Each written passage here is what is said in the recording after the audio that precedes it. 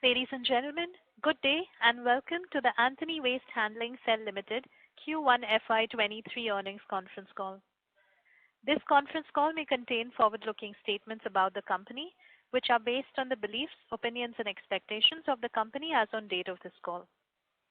These statements are not the guarantees of future performance and involve risks and uncertainties that are difficult to predict. As a reminder, all participant lines will be in the listen-only mode, and there will be an opportunity for you to ask questions after the presentation concludes. Should you need assistance during the conference, please signal an operator by pressing star then 0 on your touchtone telephone. Please note that this conference is being recorded. I now hand the conference over to Mr. Jose Jacob, Chairman and Managing Director of Antony Waste Handling Cell Limited. Thank you, and over to you, sir. Good afternoon and a very warm welcome to everyone present on the call. Along with me, I have Mr. Subramanian, Group CFO and SGA, our Investor Relation Advisor. I hope and pray for your continued safety, health and security as well as that of your family. Our investor presentation is now available on the stock exchange and on the company website. Before I begin my comments on business performance, I would like to inform you that the Board of Directors of the company has appointed Mahendra Anantula as Group President effective August 16, 2022. Mahendra has over 30 years of experience mainly in the area of urban infrastructure, waste management and water management business. Over the last few decades, Mahendra has gained extensive experience in corporate strategy, project development, sales and business development and urban infrastructure space. Earlier, he was associated with Feedback Infra, ICRA and Patco Incorporation, and more recently he was with Suez, where he was responsible for sales and development of water and waste management business. He has an extensive experience with both the public and private enterprises. His appointment is in line with company's aim to broaden and deepen our experience in the field of solid waste management and related and emerging areas of waste management as well. Also, I would like to take this opportunity to thank Samir Kolte, who has decided to move on for personal reasons. During the period, Samir has been instrumental in improving the process and streamlining the functionalities across the breadth of the company. Coming to the business performance, it gladdens me to inform you that company has reported its highest ever operating revenue of rupees 156 crores during the quarter. Reiterating our view of a strong year ahead. The core revenue grew approximately 19% year on year due to increased volumes, handle and waste process. As a new contract ramped up and economic activities improved in the area we serve, as well as price escalation benefit in our tipping fee compared to the previous year. On to business-wise performance. Municipal solid waste collection and transportation projects. We have 13 such ongoing projects after having added the new contract for 2 zones in Nashik, namely Panchavati and Satpur. The project will handle 240 tons of municipal waste per day. We anticipate that the project will begin operation on or before September 30, 2022. Our MSW C&T business volume increased by 16% year on year to 0.40 million tons in the first quarter of fiscal year 2023. Coming to municipal solid waste processing project. For the 3 months ending June 2022, we processed approximately 0.65 million metric tons of municipal solid waste in our processing projects, which included Kanjurmarg, Pimpri-Chinchwad and the Greater Noida biomining project. The total tonnage processed during the quarter increased by 18% year on year. Despite heavy rains in June, biomining at our first cell in Kanjurmarg is progressing very well. We are pleased to report that the site dispatched a record tonnage of compost and RDF in the month of July 2022.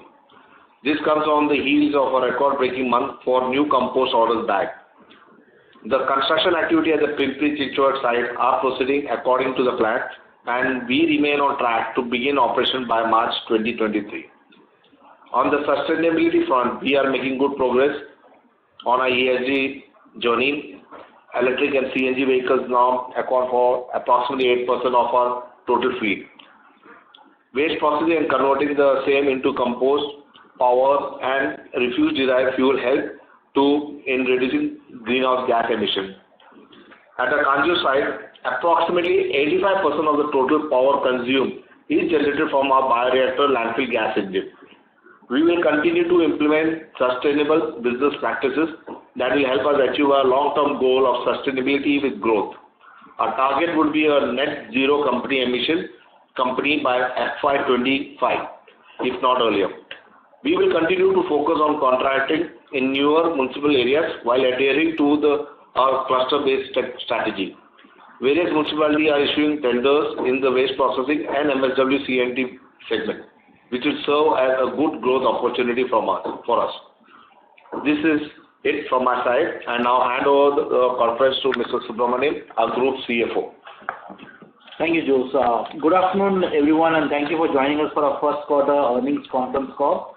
I will share the highlights of our financial performance. The strength and resiliency of our business was clearly on display in the first quarter as we build on the growth reported last year. The momentum continues. Our teams remain focused on improving efficiency, which has reflected in record volumes being processed and handled. The inbuilt escalation clauses have also benefited the company. An inflationary environment and the annual salary revision for grade 1 to grade 5 employees have wavered marginally on our core EBITDA margins, which we believe can improve as we progress during the balance period of the year. During the quarter ending June 2022, the company reported operating revenue of 156 crore against 131 crores in Q1 FY22, up 19% year-on-year. The total revenue, which stood at 240 crores, included 71 crores of project revenue arising from the accounting standard 115 of Ind AS accounting norm, and is mainly related to the ongoing capex activity at our PCMC waste to energy project. The increase in core revenue of 19% was driven by an increase in volumes in both C&T and in the processing, and partly from the inbuilt price escalations. Consolidated EBITDA has registered a growth of 17% to 49 crores in the June 22 quarter compared to 42 crores last year, with the EBITDA margin of 20%. The softness in EBITDA margin, as I referred, is primarily due to higher project revenue and related project cost due to the accounting standard as mentioned. Core EBITDA margin is still lower on a year-on-year basis at approximately 23%, which is weighed by higher O&M costs and also due to annual salary revision. Profit before taxes was 35 crores for Q1, which is up 23% year-on-year, and consolidated profit after taxes has risen to 29 crores from 22 crores last year, which is an increase of 30% year-on-year. Profit to shareholders after minority interest stands at 23.6 crores versus 16.8 crores for the same period last year, which is an increase of 41% year-on-year, and sequentially it is up 18%. The municipal solid waste C&T revenue is up 21% for the quarter at 115 crores as compared to 95 crores for the same period last year. The growth was on account of increase in total MSW C&T volumes by 16%. MSW processing revenue has also improved to 41 crores, partly due to the contribution from the Greater Noida biomining project, which was absent in the year-ago period. Talking on the balance sheet side, our net debt to equity as of 30th June 2022 came in at around 0.4x. Total debt as of 30th of June stood at 229 crores and net debt is at 160 crores. Our total net worth stood at around 560 crores for the period. The overall credit profile of the company has improved, resulting in a 390 bps decrease in our average consolidated borrowing cost from 12.7% as of March 2021 to 8.79% as of June 30, 2022. Our receivable days as of June 30th, 2022 was 77. The total net block, including the capital work in progress as of June 22, stood at 542 crores as against 435 crores in March 22, and all 42 crores, the net block employed at the waste processing is approximately 430 crores. Currently, our key business indicators point to continued positive economic activity. Having said that, Antony Waste is well positioned in any economic environment. Our resilient business model is underpinned by our diverse customer base and essential nature. The essential nature of our business and the annuity-like characteristics of our revenues are positive factors. We continue to advance our long-term strategic priorities of providing the best workplace for our employees, investing in technology that differentiates Antony Waste and permanently reduces our cost to serve. We also will leverage on our sustainability platform for future growth. That's all from our end. We can open the floor for Q&A. Thank you. Thank you. Ladies and gentlemen, we will now begin the question and answer session. Anyone who wishes to ask a question may enter star and 1 on their touchtone telephone. If your questions have been answered and you wish to withdraw yourself from the queue, you may enter star and 2. Participants are requested to use their handsets while asking a question. Ladies and gentlemen, we will wait for a moment while the question queue assembles.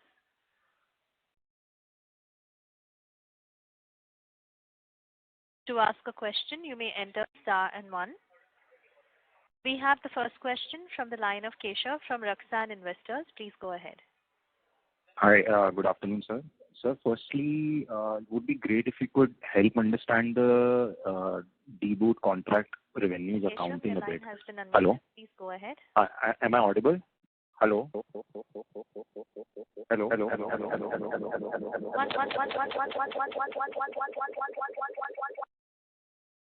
Hello? Hello? Hello? Yes, Mr. Keshav, please proceed. So, firstly, it would be great if you could help understand the deboot contract revenues accounting a bit. On the front of how it's expensed, what sort of margins we make, and also on the receivables that come with it, both current and non-current. So, as per the accounting standard 115, since it's a deboot contract, the assets gets passed through our income statement since there's a charge mechanism, the right to charge issue. So, as and when the company incorporates any capex related to a deboot project, we need to recognize a potential revenue which is based on the project IRR, which is a very conservative number based on a GSEC plus a spread of around 300 bps at the beginning of the project, which in our case we have taken it at around 10.2% totally. So we kind of recognize that as a part of a revenue component, and the actual cost, which is the contract cost, is expensed out as a contract cost now. So, and then the reflective asset category gets reflected either as financial assets or as intangibles. The reason there's a split between them is as per the tender clause. If the tender clearly mentions that there's a minimum assured tonnage or a minimum guaranteed tonnage, that kind of an element gets recognized either as financial assets. If the tender is slightly moved on that point and it's slightly ambiguous, then the entire capex of that activity gets recognized as intangibles. Both these items get amortized over the period of the project as per the tangibleness of the entity and as per the tipping fee that gets billed over a period of time.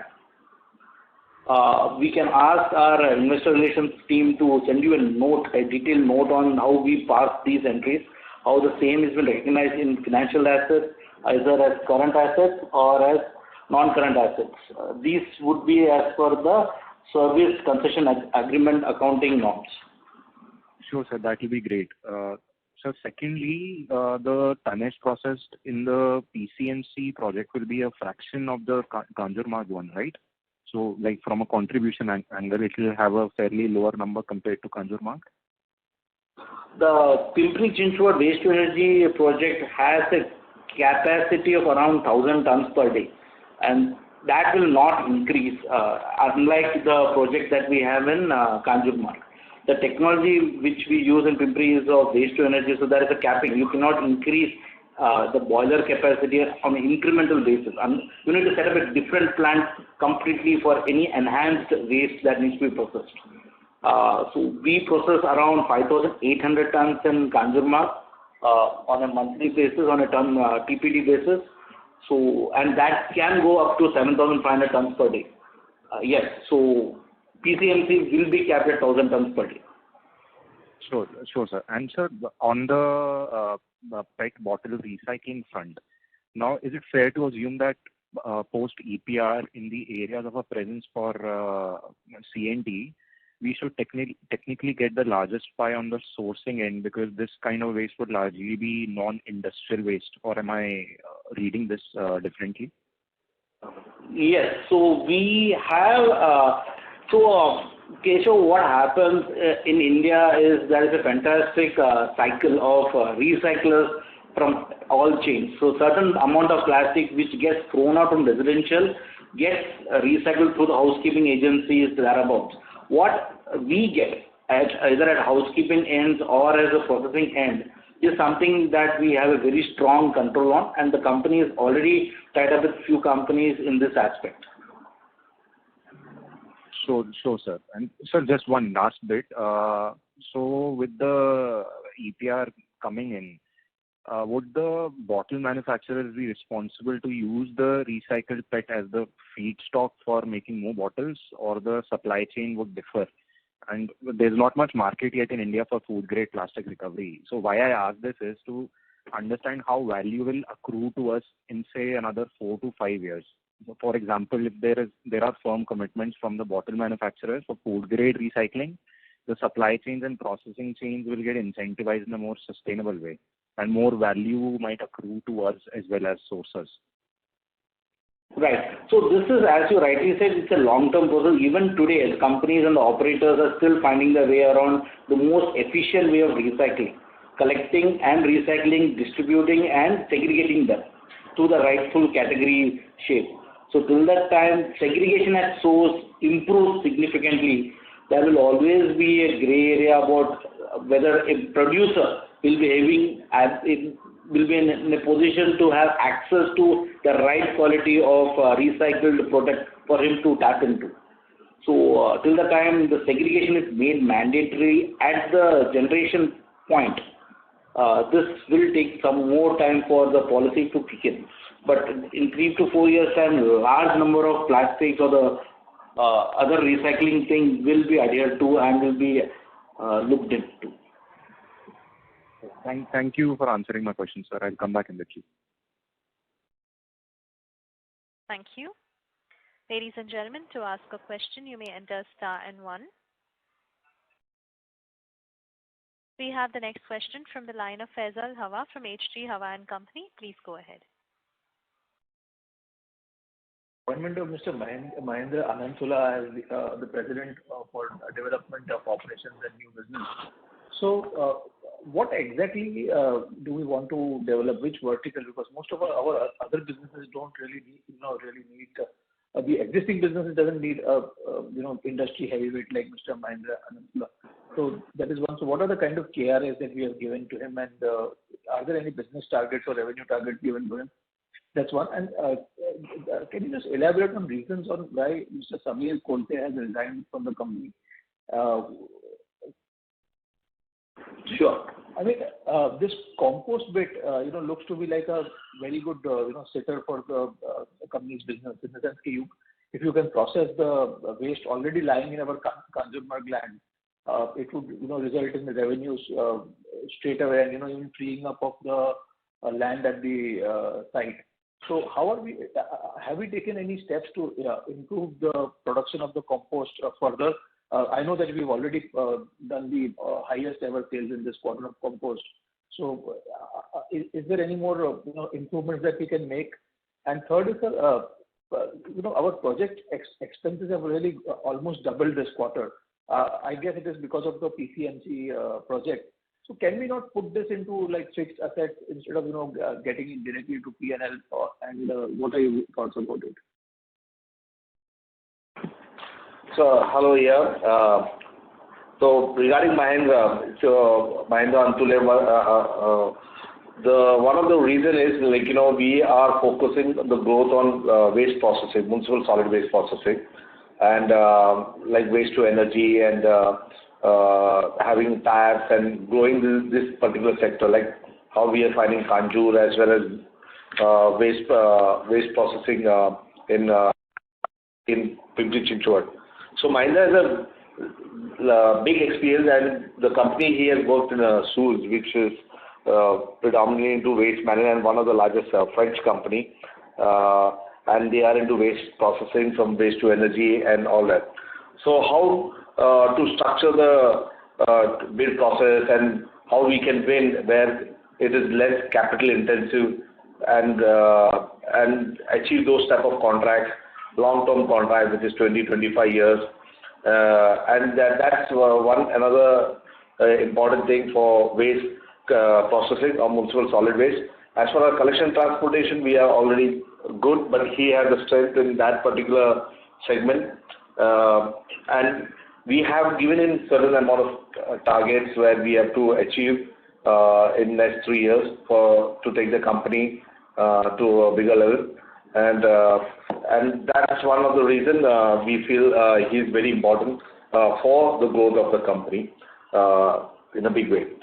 As far as Samir Kolte, when we hired Samir Kolte, I know him for many years. He was a consultant, and he had very good experience in for creating the right processes, improving the processes in all the area, like when we have a lot of spare parts, procurement systems, and HR systems and all that. So his involvement really helped the company to create a robust processes, because without having robust processes, if winning a lot of contract doesn't help. So if you have processes in place, then winning contracts really help. So another thing is, Samir felt that he has done whatever he can, and he has taken the company to the level as export process guy, and he wanted to carry on with his interest where he is really good at. So that is the reason he left amicably. He wanted to go with his interest. Yeah, and on your point with respect to compost sales, we have already started augmenting our systems to increase the production of compost without compromising the quality of compost. So we are in the process of doubling our processing points, wherein we can segregate or generate compost from fresh waste over and above the current limits. So yes, and we have now understood that there is a market for it, because in the past, over the 4-5 years, compost sales was something which was very skeptical and looked at. We couldn't understand whether such a market existed. Over the last 3 years, we have been able to monitor this industry closely, and now it warrants that we can definitely put in incremental capex because the returns would be positive. So yes, so the biomining activity is also started, which will also help us in generating higher volumes of compost. On your third question, sir, it's something we would definitely love to. But unfortunately, the accounting standard doesn't allow us to shift, or which, as per the accounting standards that has been mandated by the regulators, that all companies which are listed needs to follow the Ind AS accounting norms.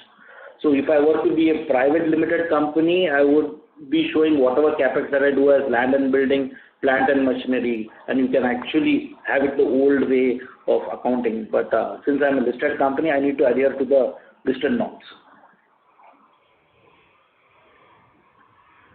So extra is actually almost like a capex we have made, but which is going to P&L.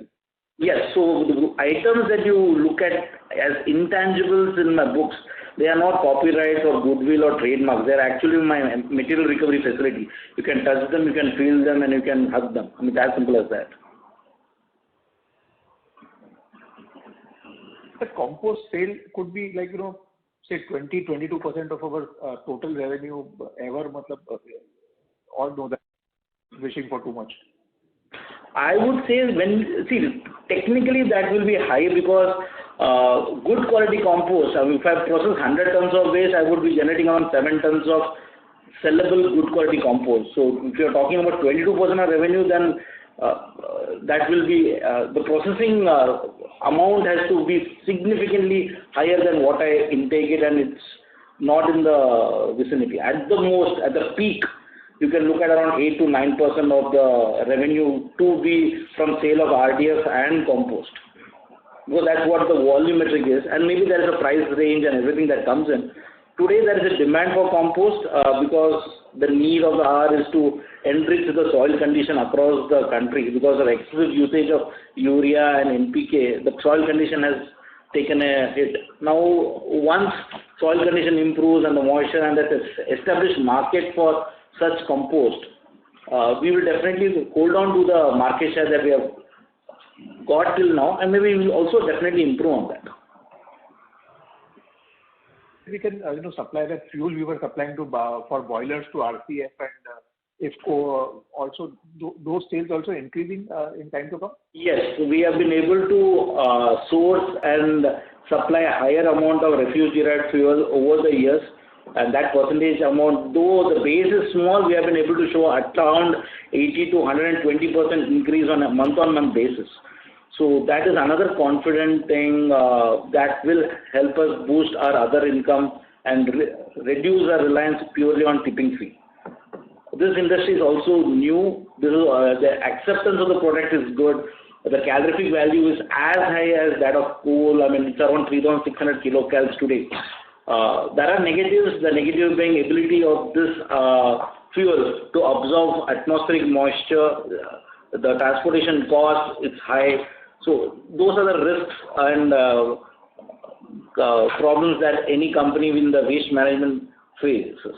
So unless until you have a waste to energy plant set up at the processing unit, then this will definitely reduce the kind of waste that gets recycled into the system today. The various other measures that we are going to take, like e-waste collection or dry waste collection from each and every home in Mumbai, and, right. Those kind of. Have we made any kind of We have made some solid headways in the cities of Delhi for now, and we will be rolling out a similar activity in Varanasi and Jhansi. So establishing a system, getting the people to get used to this way of segregating waste and handing it out to suppliers and operators like Antony. It's a slightly long-term activity. So we have definitely started work on that. Maybe by the end of the current calendar year, we will be able to showcase the kind of tonnage that the company has been able to recycle without the same ending in the landfill of that particular city.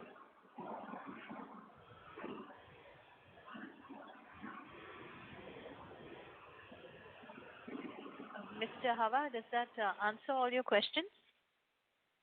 Very well answered. Thank you so much. Thank you. We have the next question from the line of Nirav Dalal from MIB, Maybank Securities India. Please go ahead. For the opportunity, I had three questions. First, Mr. Dalal, I'm sorry to interrupt. But yeah, now? Yes, please go ahead. Thank you. Yeah. So I had three questions. First was in terms of our revenue growth, what would be the contribution of the new projects or projects that have not completed 12 months of operations or stabilized? That is number one.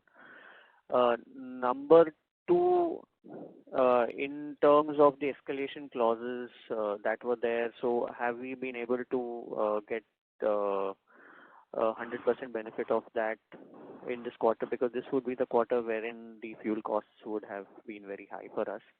And number three would be any new initiatives in terms of adjacent businesses that you had talked about in the last conference call. Any headway in terms of any adjacent businesses that we are looking at entering or any plans on that? Right.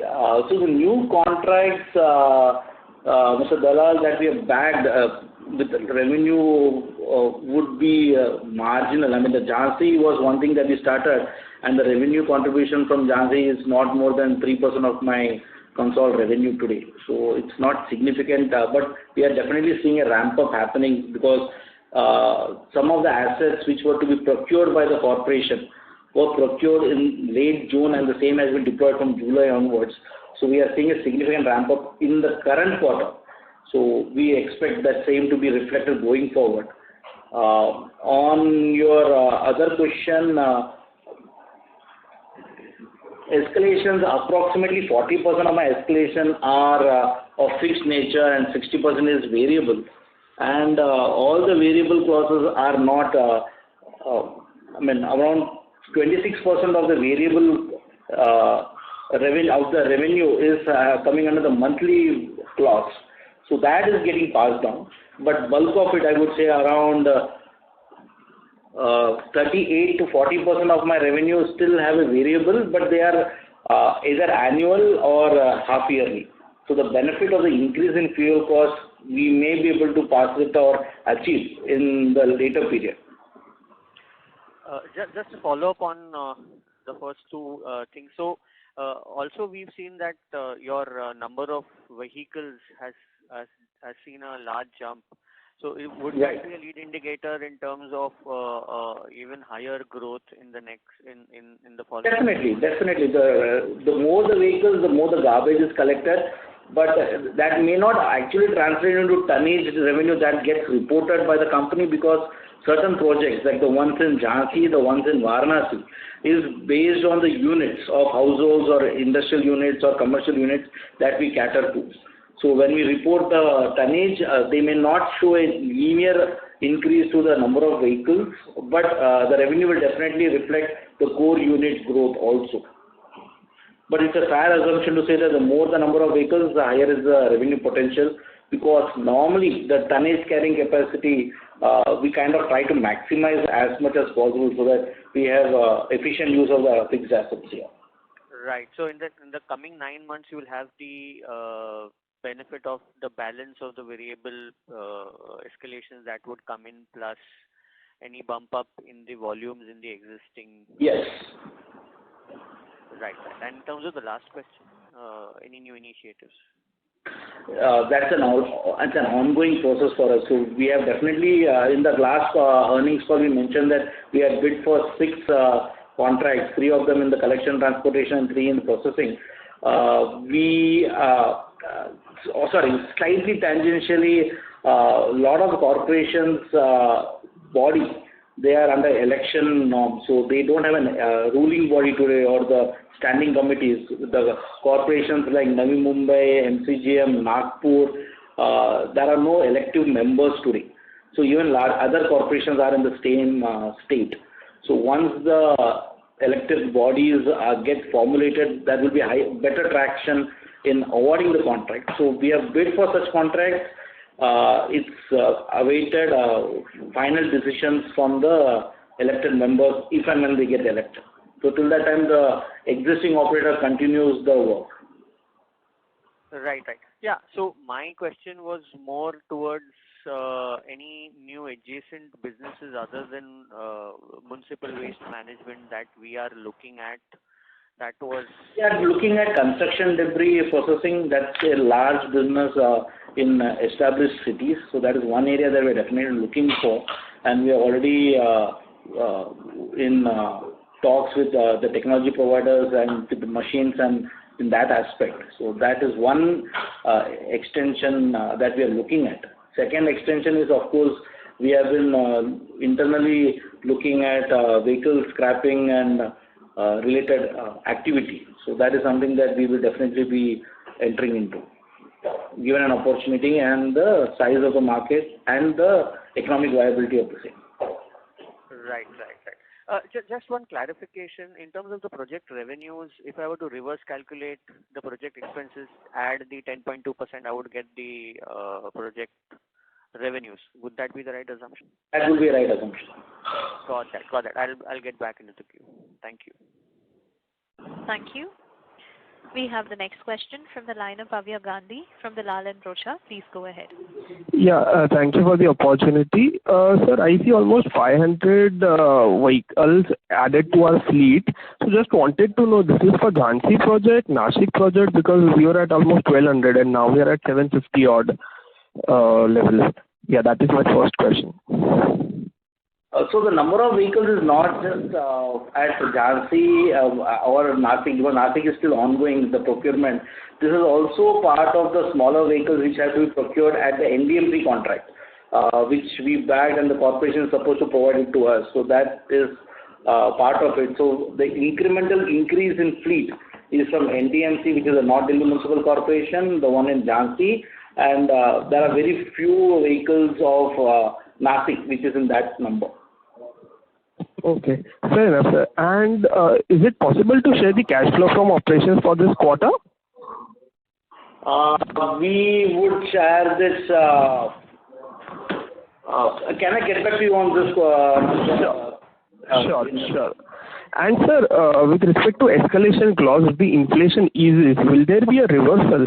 Say, for example, your inflation eases out, and then will there be a de-escalation also to the contract?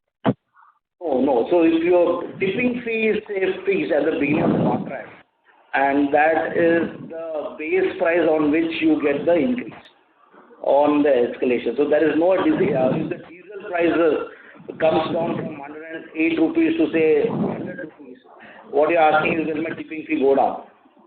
Yeah. So in most of the contracts, it's a one-way cycle. If there is a fall in diesel prices, the tipping fee remains same as compared to the previous rate. Oh, okay. So maybe we will see some sort of margin expansion if the diesel prices eases off. Yes. So if the diesel prices goes down, we can definitely have some benefit. Okay. I hope that. Right. And sir, is it possible to give revenue and EBITDA guidance for FY23 and 24? Broadly, your internal guidance. So we tracking at least a 25% CAGR growth both on the top line and margins on core margins basis. I mean, because we should be tracking anywhere between 23 to 25% on the core margins. So we should be comfortable achieving that. But the index factor kind of throws a spanner in the guidance. So my core revenue has grown at 19% year on year for the first quarter. That is something that we can easily hold on to and actually grow. And we are actually looking at 25% CAGR growth over the next couple of years at the core revenue front. Right. And sir, on the contract revenue, if you could just share an example within PPT or externally also, that would be really helpful because that's a bit complicated for everyone to understand. More prepared on that, I will try to put it on the website. Yeah, please. Thank you so much. That's it from my end. Thank you. We have the next question from the line of Dipesh from Equirus Securities. Please go ahead. Yeah, hi, Joe, sir. Thank you, sir. Thank you for taking my questions. Sir, firstly, on the processing revenue, I think the incremental in the quarter-on-quarter number, if I see, is just 3 crores. So just want to understand how much is the Greater Noida contribution in this quarter? The Greater Noida contribution in tonnage has been significant. I would say around 30,000 tons have been mined in that area. So that is a number which we can give from a project-specific point of view. So the total tonnage to be mined would be around 60,000 tons, and we have achieved around 1/3 of that. Okay, so in terms of revenue, it will be like less than like 2 CR? I think that is the number. For the quarter, it's around 3.6 crores, I would say.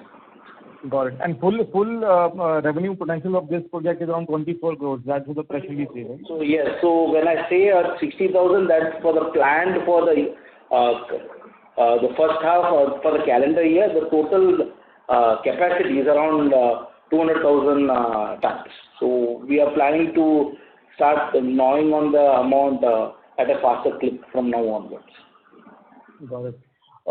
Secondly, sir, on the if I calculate the underlying margins of the business, excluding these contract expenses, they seem to be around 23%, which is slightly lower than what our average we do around 25-26%.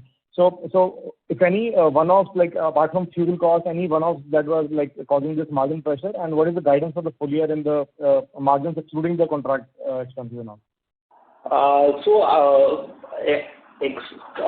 Fuel, yes, that was one small, but that's a pass-on benefit, so we'll definitely kind of recover that impact.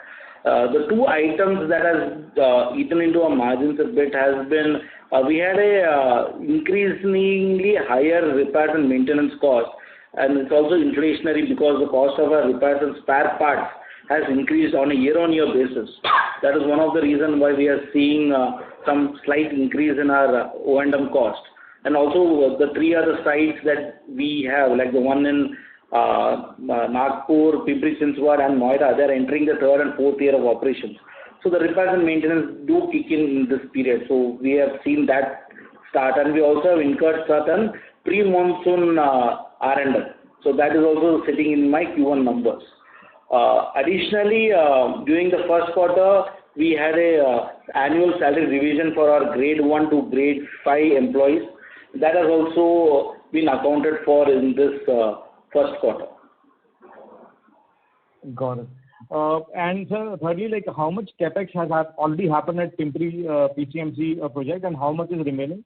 And I think in the beginning you said right now the net debt number is around 160 crores, right? So what do you think the net debt number can go up to by the end of FY23 when we complete the capex? So the total capex planned at Pimpri Chinchwad is around 177 crores incrementally, of which we have done 61 crores till now, till Q1. So the balance around say 110 crores will have to be spent over the next 3 quarters. So that is the item, and it is safe to assume that the entire incremental capex will be debt funded because the equity component has already been pumped in.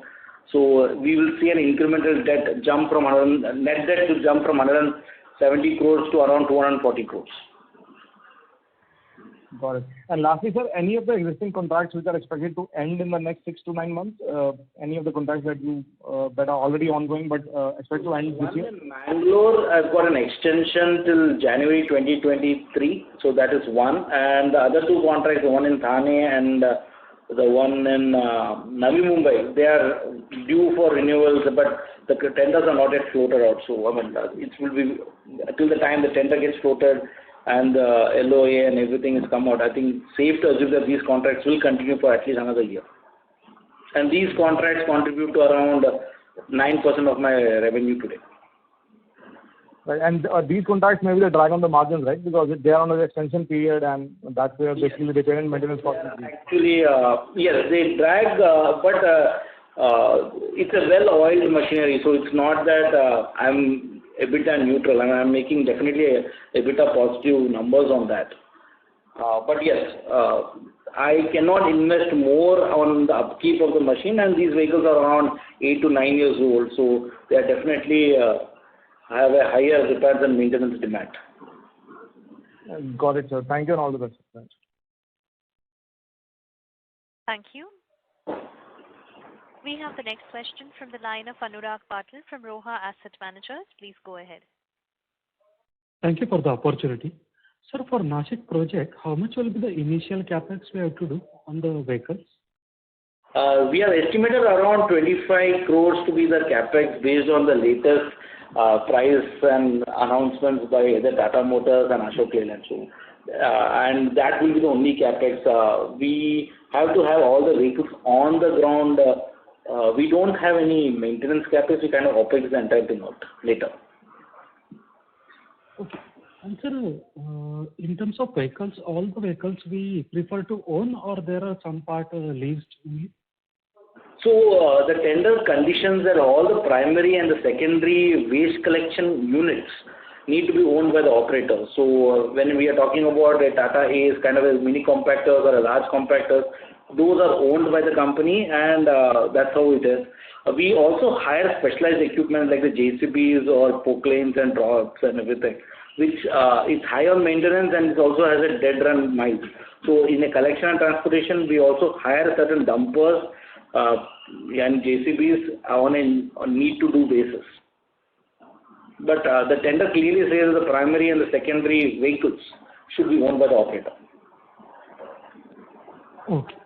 And sir, in terms of project revenues, how much project revenues we can expect in the remaining 3 quarters? Ballpark number? We will be showing at least an incremental 110 crores from the Pimpri Chinchwad project and an incremental around 28 to 30 crores coming from our Kanjur project. So all put together 140 crores of project revenue plus 10%. So 140 is 89.28%. So we just flip it up. So that is my project revenue component sitting in my books of accounts. Potential, that is. So that will be for entire FY23 or remaining 9 months? No, this is for 23 only. Because by the end of 23, we would have completed the entire capex for Pimpri Chinchwad.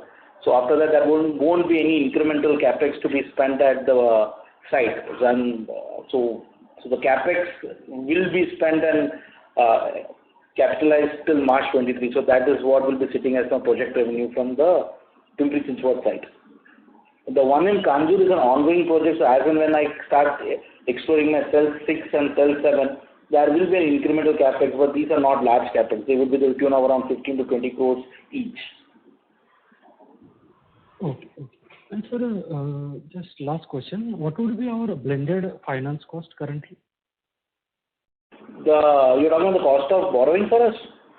Yeah, cost of borrowing. Cost of borrowing is around 9% for us today. Okay. That's it from my side, sir. Thank you very much. Thank you. We have the next question from the line of Swecha Jain from ANS Wealth. Please go ahead. Hi, sir. Thank you for giving this opportunity. So my first question is, if you could give us the approximately daily tonnage for Nashik and NDMC separately, along with the tipping fee per ton on both of these sites, sir.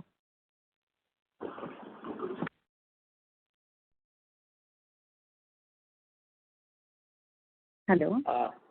So the total tonnage at Nashik, we estimate to be around 240 to 260 tons per day. And the rate per ton is something that we know, average blended rate will be around 1,600 rupees, 2,000. Around 2,000 rupees is what I'm told. Okay, so this blended is overall, right? Not specifically. For that, we have two zones. One is Sarpur and other is Panchvati. So the rates per zone is different because the activity and the zone, the complexities are different. So the blended rate will be around 2,000 rupees.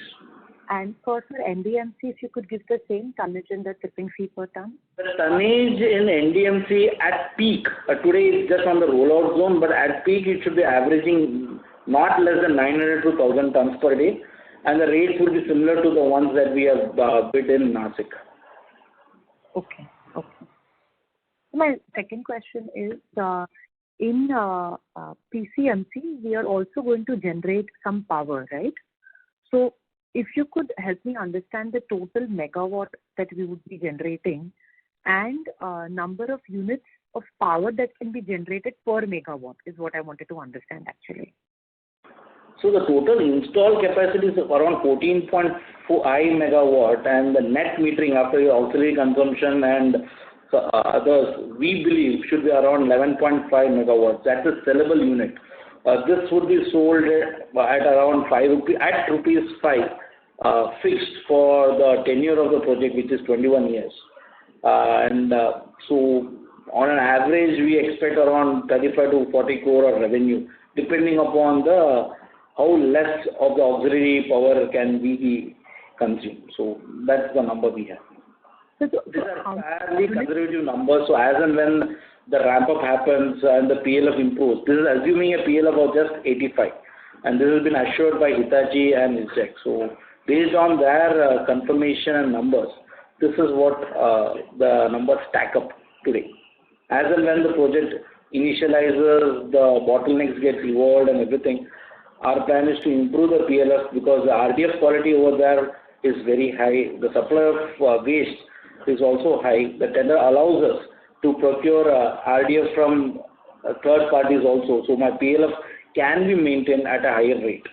But in a significantly stronger position to tell on this exact number that you're asking, maybe by January of 2023, when the flare-ups and the flare-ups happen. Okay. So number of units of power that can be generated per megawatt is something that you cannot give me right now? So the net metering is around 11.5 megawatts. So that based on that at 5 rupees, that's a sellable unit. Sellable is 11.5. Okay. Generation is 14. In-house consumption will be around 2.5 something, and saleable will be around 11.5. Okay. Understood. And sir, in the PCMC, we are also going to sell the compost, right? So if you could help me understand, that potential that the revenue that can be generated through the sales of compost and other things separately, if you could give, compost normally should not be a significant amount because it's 1,000 tons per day capacity, and we are currently generating around 1,050 tons per day. So we don't foresee a significant contribution coming from sale of compost, But having said that, it should be in the range of around 2 to 3%, what we have witnessed historically in Kanjur site. It may improve, but there is a limitation there. 20 to 25 tons per day. Okay. So my last question is, sir, in FY22, our total project expense was close to 49 crores, and I believe the total project revenue for FY22 was close to 99 crores. So what I understand is our profit from the project was basically 50 crores. Is my understanding correct? No, I don't think so. That is slightly out of whack, because we had a project revenue of for last year, that is FY20, we had 49 crores of revenue. You need to add 10% of that to arrive at the contract revenue from that item. So if you are seeing that it's a slightly bigger bump, then it also includes revenue from power sweeping and other items in the other components. My contract revenue is not so high. Okay. So what I wanted to understand is there any other component of project expense built in other expense item, or whatever we give, like 49 crores, is the project expense? Any and everything that is spent on the capital item sits in the project cost. It doesn't flow into their expense side. Right. And so what I'm calculating is, roughly we made a project profit of close to 50 crores, approximately 40, 45 or 50 crores. Is that correct? 47 is the number. Okay. So what I wanted to understand now is actually, so this project is obviously going to get over in FY23, right? So construction phase is going to get over, yes. Yeah. So the 47 crores of profit that we are seeing is not going to happen from FY24. So so let me rephrase it. So what today you are seeing, assuming I'm spending 100 crores on capex, so I'm showing 110 crore as contract revenue and 100 crores as contract expenses. You are seeing a 10 crore of EBITDA contribution coming from that. Okay? Right. Now, after the capex is done, you will not have this 110 of revenue, 100 of your contract cost. But this will be replaced with the actual core revenue of around 65 crores in Chinchwad. That's what I wanted to understand. So So this will be replaced with the core revenue that will start generating, and the capex which sits in my books as financial assets or intangibles gets amortized and comes in the form of depreciation. Right. So वही मुझे समझना था sir, जो 50 crores या 47 crores अभी हमको जो project expense what we are seeing, that's 4.7 if I'm not wrong. I think 47 million. Okay. So that will be replaced by the 65 revenue, yes, from PCMC, right? Is my understanding correct? Is what I wanted to understand. That is correct. So yes, the project revenue goes off, core revenue comes in. Right. And how much margin can we get on this core top line, say, of 65-75 crores from PCMC, sir? Any guidance? Normally, waste processing contracts are significantly profitable than collection and transportation. So my weighted average EBITDA should move towards 27-28 percentages gradually once the ramp up and my PLF improves. So this 27-28 is just from PCMC, right? I want to understand. We normally don't give project-specific EBITDA guidances, but at Concall level, what you are seeing today at around 20% will move to higher once my capex is done. Okay. Thank you, sir. Thank you. That helps a lot. Thank you. Before we move to the next question, we would like to request participants to limit their questions to 2 during the initial round. We have the next question from the line of Tushar Ranghatate from Kamayakya Wealth Management. Please go ahead. Good afternoon, sir, and congratulations for good sets of numbers. So my question is on the project for which you have bid. So you said you have bid for the 5 projects. So sir, if I see the tonnage, it's near to 1,000 or so. So it seems like the municipals are big municipals. So just want to understand, is it near the MMR region, or and what would be the time frame to get an update on the same? Like, can we consider 1 year or 1.5 year for that? Few of the contracts that we have bid at are in LOA stage, so some of the contracts we will be able to announce some clarity maybe by September or October. That's when we expect to hear from the corporations on the tendering process. Otherwise, the new contracts are anyway now coming up at a faster pace, so we will definitely be keeping the stock exchange and the investors informed on that part. And sir, the tipping fees would be high on this compared to a normal average tipping fee? Tipping fee is reflective of the activity and the scope of the work. So if the scope of the work is significantly smaller than what I'm currently doing in my existing project, then it can be even lower than what I'm doing. So it all depends upon the scope of the work. So it will not be, I will not be able to guide you on the rate per ton, but normally you always have a wage escalation coming in every 6 months. So 62% of my operating cost is fuel and labor, and that has a northward trajectory, then the tipping fee will have a northward trajectory at the time of bidding. Yeah, fair enough. So on the competition front, so the market leader EBITDA margin is near to 30% range or so. Can we expect our margin going to that range in next coming 2 to 3 years? The company is definitely working towards that. So that is one thing, and the industry leaders also have a product mix which is skewed towards more of a hazardous waste, and that is an area that Antony Waste today doesn't have a presence in. We are predominantly a municipal solid waste entity, and that is one of the reasons why we are looking at beefing up our senior management team with people like Mahendra joining us, who have got significant experience in the waste processing of varied materials, and not just municipal solid waste, which are high capex and high margin business with a lot of technological benefit being accrued. So we are definitely exploring this area, and we'll definitely keep you posted as and when things shape up. Oh, fair enough, sir. So just one question. So this Jhansi, Varanasi, NDMC, biomining and Nashik project, so what would be the potential revenue on annual terms? We would not be in a situation to give you an approximate number today, because they are all in various level of scale up, but it will be a fair assumption to say that going forward these projects will be contributing to around 25% of my total revenue, and the growth that we are assuming would be around 25% CAGR on a consol basis. So that is something that we can state today. We normally don't give city-wise / corporation-wise revenue breakup.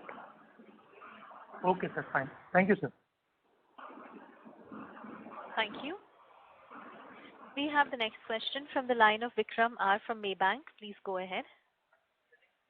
Yeah, hi. Thanks. Most of my questions have been answered, but I would like to know, there is an inherent seasonality in this business, right? So Q2 will be better because of rains and certain other factors. Am I correct in saying that?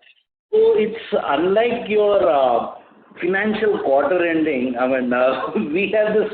So from July 15th onwards, the monsoon starts, and that period goes all the way till the festive period, which will be November.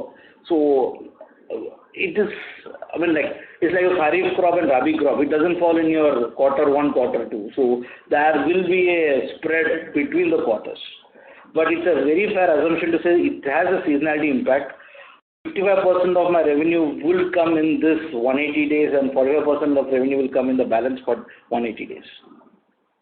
Okay. My next question is, you already said that electric vehicles are some 8% of your fleet. Do you have an internal target as to where you want to reach with respect to that number?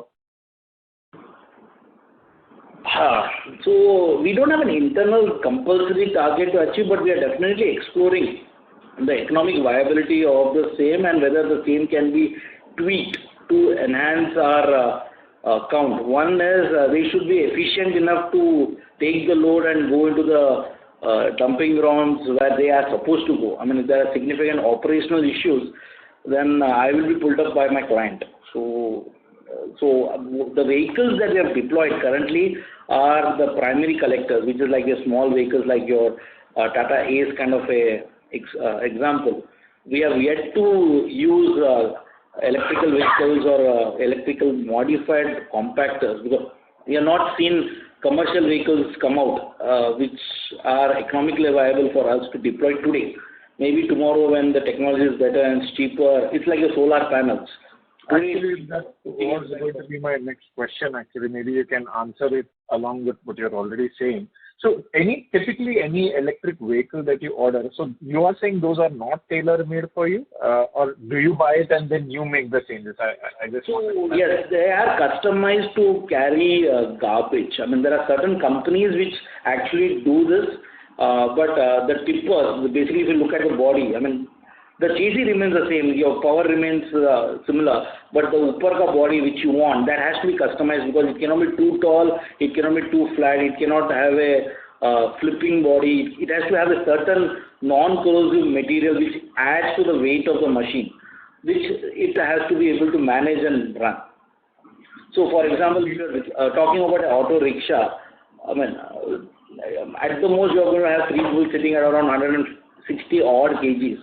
But a Tata Ace should have been in a position to carry around 800 kgs of garbage, which has leachate, which is of corrosive nature, and which will seep into the machine, which should not break down every 2 months. So those are the working problems that we face. And I remember you saying these are not Indian OEMs, right? These are usually foreign OEMs you have to deal with for such procuring such vehicles. EV options are now locally procured because there are a large number of local players. But when we talk about compactors, the large compactors, we procure it from Hale, which is a Dover Corp US Fortune 500 company. So we procure it and we kind of have it fabricated on a Tata Motors or a Ashok Leyland or a Mahindra chassis.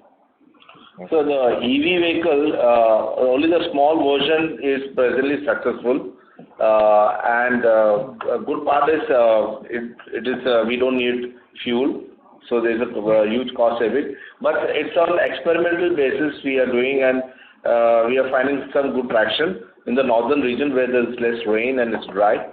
So we are looking at the primary collection vehicle, the small vehicles, but the larger trucks, we have not yet planned to turn it into an electric vehicle, because in India or worldwide we don't have the heavy duty trucks with EV model. In waste management. Because there it has to go to the landfill, you need a huge amount of torque. Yeah. Just a last question, which is more of a broad-based one.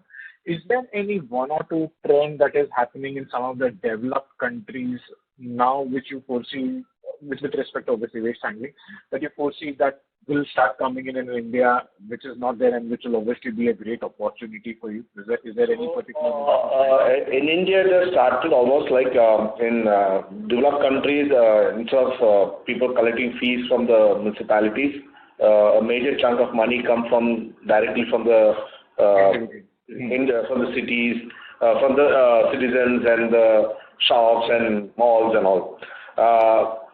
In India, the trend has come in, and like the one in Noida, which we have won the contract, there they have said, okay, you collect money individually from the citizens and malls and everybody, as well as you offset a tipping fee, So you plan how much you will earn from the city by collecting payment from the people, and thereafter you feel you need extra money to run the operation, so you can quote your tipping fee. So the money which I have to charge from the citizen is already fixed. From per household will be 50 rupees or 30 rupees. So, but in developed countries, they fix it to a certain level where the municipality need not bear any money. So it will be charged directly from the citizens. So this type of trend definitely will help for us, because there are some municipalities where the city is very rich, people are very well-to-do, but the administration of that municipality is not efficient, due to which their tax collection is poor and they are not able to execute such projects. Okay. So that way, we our type of industry, we evolve from being totally dependent on municipality. We will have another stream of collection from the directly from the citizens. All right. Okay. Thank you. That's it on my side. Thank you. We have the next question from the line of Rishikesh from RoboCapital. Please go ahead. Hi, sir. Thanks for the opportunity. So my first question is, I missed the revenue and EBITDA margin guidance. Can you please repeat it? So we are looking at a 25% CAGR over the next 2 years on my core revenue, and the margins should be in the tracking. Our core margin should be tracking around 23 to 25% comfortable. I'm sorry to interrupt, but participant, there is disturbance in your line. I'm saying even I'll. Please go ahead. Sir, please go ahead. Yeah, sorry. So we are looking at a 25% CAGR growth for our core operating revenue to sustain over the next couple of years comfortably. And the margins should track once my capex and everything related to the deboot project is over, should track upwards of 25% comfortably, if not better. Okay. And sir, if you could also provide a debt outlook.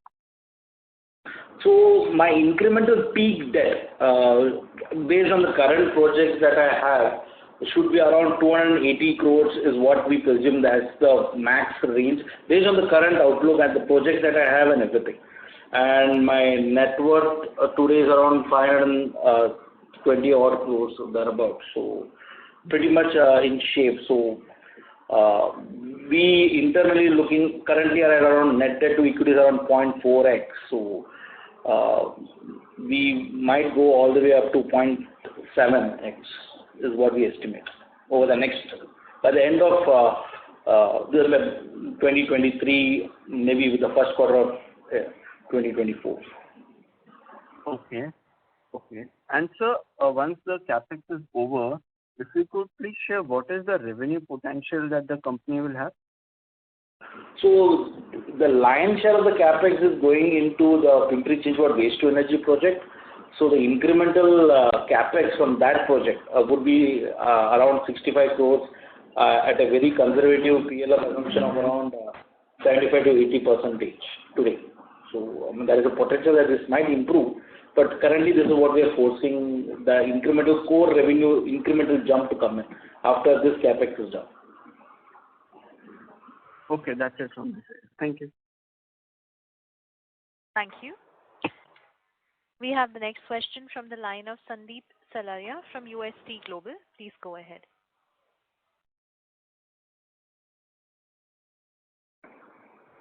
Sandeep, your line has been unmuted. Please proceed with your question. If you have muted the line from your end, please unmute and speak. Hi. Am I audible? Yes, please go ahead. Yeah, good afternoon, and thanks for the opportunity. Great set of numbers. I'm an individual investor, and firstly, I'm delighted to partner with such a great team and intend to continue this association for a long time to come. I have joined late, so pardon me if this question has already been asked. So now my question is, there is a significant jump in the project expenses year on year and quarter on quarter. So could you please be kind to explain how the contract revenue and project expenses move? So since there are massive variations between quarters, like there's a big impact on EBITDA and margin gets affected. So it seems like the project margins are very less, and this has an effect on EBITDA margins and causing overall margins to fall. So as the share of project revenue increases, in this quarter it's like around 35%. I've seen my October revenue. So our margins will keep on going lower. So do we see this trend to continue going forward? So please help me to understand the move between contract revenue and project expenses. Explain it like you would to a 5-year-old. Thank you very much and good luck. I will try. So the project revenue and project cost, is related to the capex which is ongoing at our Pimpri-Chinchwad and at Kanjur site, which are deboot projects. So as and when we incur the capex, the same gets reflected into my revenue and contract cost heads. So as and when we incur the capex, you will see an increase in the revenue or some numbers getting come in.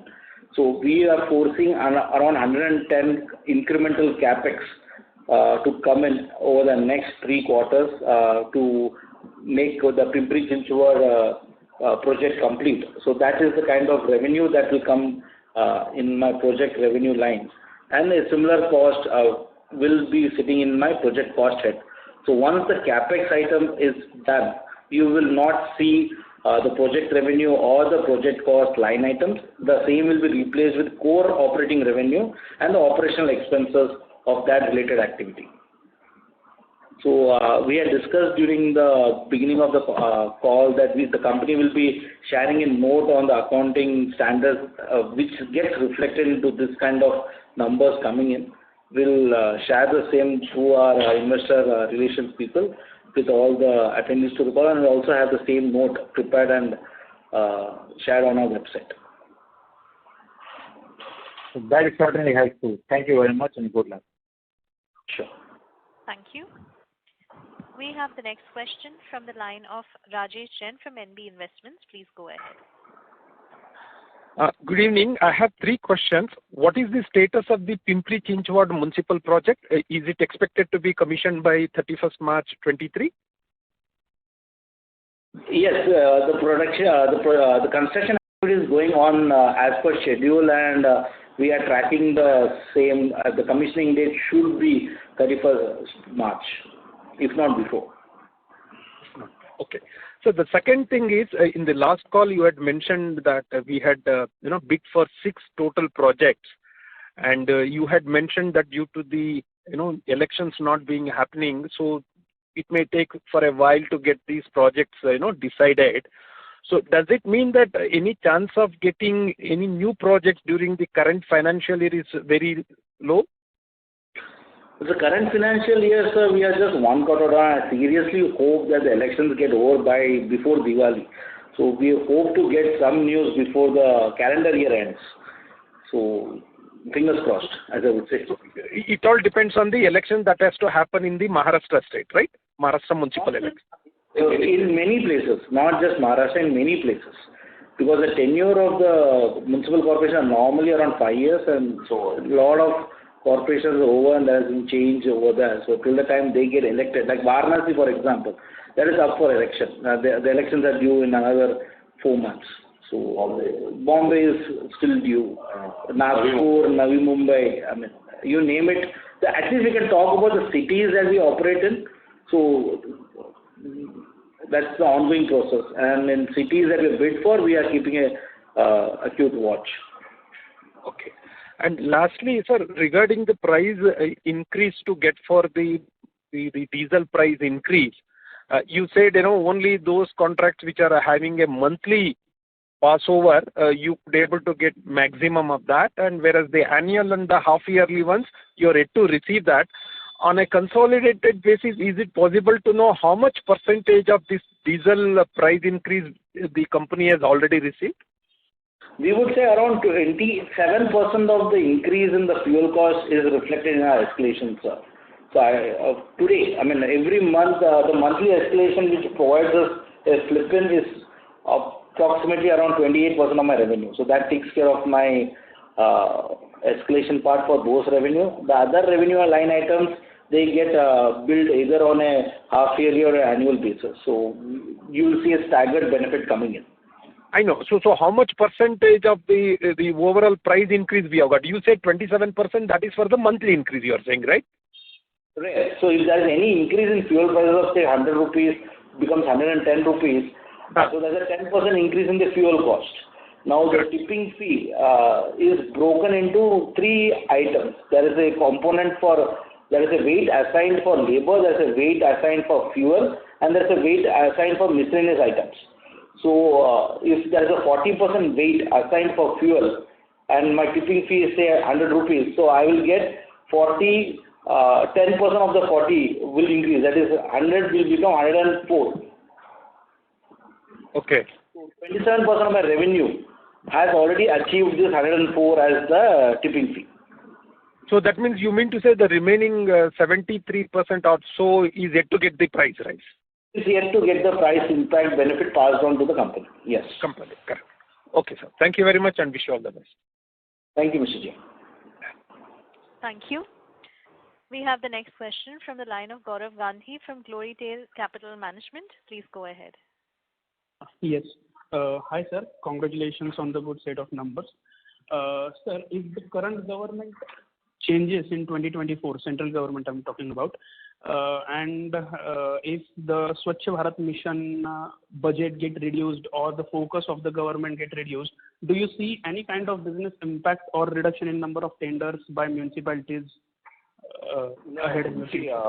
This cleanliness has been a problem pan-India, and I've seen every government, it's a big important issue, because if the city is not clean, then there'll be more diseases and no government can survive. So, and the cities collect their own taxes and they float their own tenders.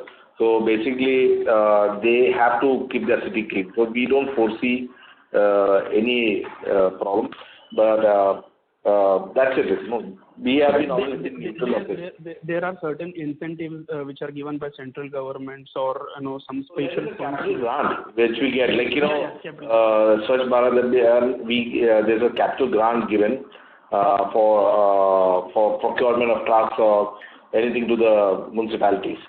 So it's around. I mean, in all, it won't have any kind of business impact even if the government. No, it will not, because see, this is an essential item like hospitals. Right. Actually, my point is we haven't seen that this kind of focus on Swachh Bharat mission before 2014. That's what that's why I'm asking. So. Mr. Gaurav, if you look at the budgetary allocation of municipal corporations, if you can check on the budgetary allocation, there is always an allocation for the municipal solid waste department. Okay. That is actually that's always been stable as a percentage of total OPEX. That has never come down. What has added over the last couple of years has been a greater need to modernize and increase the processing part and the collection and transportation. So the money that is being spent by the government agencies or the urban local bodies, as we call, has remained there. So it's we don't foresee a change in priorities having an impact on this industry per se. Oh, okay. All right. Thank you. Thank you. We have the next question from the line of Kaushal Kedia, an investor. Please go ahead. Yeah. Hello. Please go ahead, sir. Yeah. What I wanted to understand is which is your largest contributor in the revenue, which city? I assume it's Mumbai, right? Greater Mumbai. BMC is our largest client today. So what I want to understand is when is the contract expiring for it? 2036. That's it. We have collection and transportation work, and we also do waste processing at Kanjur. The waste processing at Kanjur is a 25-year project which gets over in 2036. So. Okay, so you're saying that waste processing, whatever the waste out there will get forwarded to the Pimpri-Chinchwad plant. No, those are different projects. So each municipal corporation has to provide a waste processing solution for the residents of that particular city. So the waste from one municipal corporation cannot cross the municipal limits. So I cannot take the waste of Mumbai and move it to Thane, Kalyan or Ulhasnagar Municipal Corporation for processing. It has to be processed within that municipal limits today. That's the law. In Pimpri-Chinchwad, there's no one else who's processing waste except you, right? So today we are the exclusive guys who are setting up a plant. There is an open dumping ground in Moshi where the waste is currently being transported. So that's the way it is today.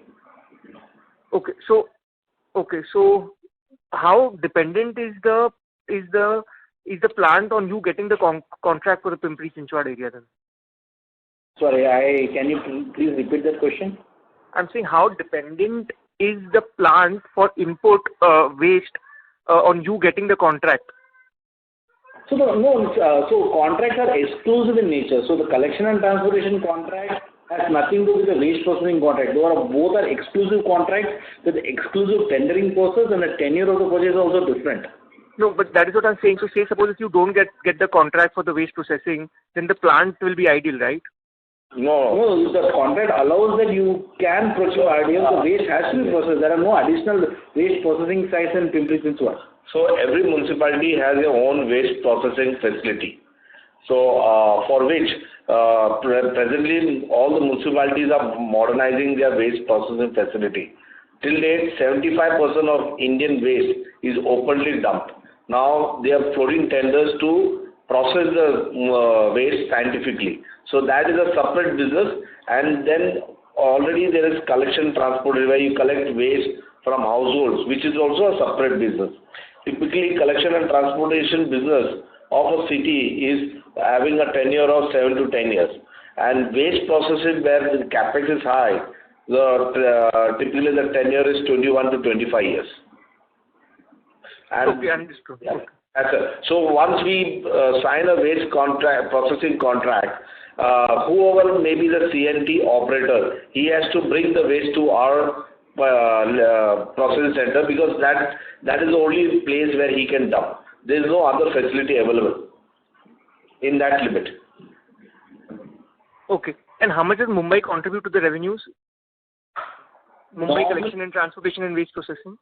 So I would say around 35 to 38% of my revenue comes from initially it was higher, now it is reducing. Okay, and the Mumbai collection and transportation is due for renewal in 2026. The MCGM, yes, the RCRN contract is due for renewal. It's a 7-year contract. It's due for renewal in 2026. And the waste processing for MCGM is still 2031 around. 2036. To 2036. Okay, that's it. Thank you. Thank you. We have the next question from the line of Keshav from Raksan Investors. Please go ahead. Hi, sir, can you dissect the receivables? What are the receivable days currently? What fraction would be due for more than 6 months? And what were the bad debtors for FY22? So the normal DSOs, as the numbers that have been presented in the presentation, is around 72, but 77. So that is a weighted average. So some of our clients pay us within 30 days, some of the clients pay us on a quarterly mode. So that's the number which gets generated on that speed. And during the quarter, we didn't have any bad debts. We didn't have to, because the payment had all been processed and accepted by the client. So we didn't have any bad debts. What we normally do is we kind of have a general provision for debts which are under contingencies or under arbitration. Historically, I mean, we haven't created any specific line items for bad debts in the last FY22 number, but we have created a general credit provisioning in the past. That is for amounts which is due under arbitration in various high courts of the country. So that will have an escalation component as well as the bad debtors, right? So these amounts are for old contracts which are already expired. So all the receivables from current contracts are pretty much live and there are no bad debts there. Sure, sir. And sir, is there a scope to take a stake in Antony Lara further up from here, or this would be it? Honestly, the company has never ventured into that area of buying out the technical provider, because today Lara Central and Antony, there is a lot of technological advantage that both the company earns and learns from this entity. But it's a possibility that can happen in future, but for now we have not looked at it. Okay. So lastly, the total capital allocation for PCMC is 240 crore, right? 240 crores, yes. And what will be the ROIC on that level for 240 CR? Normally it should be in line with what we are doing across all our sites. So when we bid for a contract, we look like what will this earn over and above my existing site, or at least equal to what my other sites earn. So my ROIC should be in line with what we have been generating. So that will be 30% plus, if you can give me about. It should be. It won't be so high. It will be. We are maintaining around 20-24%, and that is something that we should be comfortable with. if not work on it for making it better. All right, sir. Thank you, sir. Thank you. Ladies and gentlemen, that was the last question, and we will now close the question queue. I hand the conference over to Mr. Subramanian for closing comments. Please go ahead, sir. I take this opportunity to thank everyone for joining the call. I hope we have been able to address all your queries. For any further information, kindly get in touch with me or Strategic Growth Advisor or Investor Relation Advisor. Thank you. Thank you, members of the management. Ladies and gentlemen, on behalf of Antony Waste Handling Cell Limited, that concludes this conference. Thank you for joining us, and you may now disconnect your lines.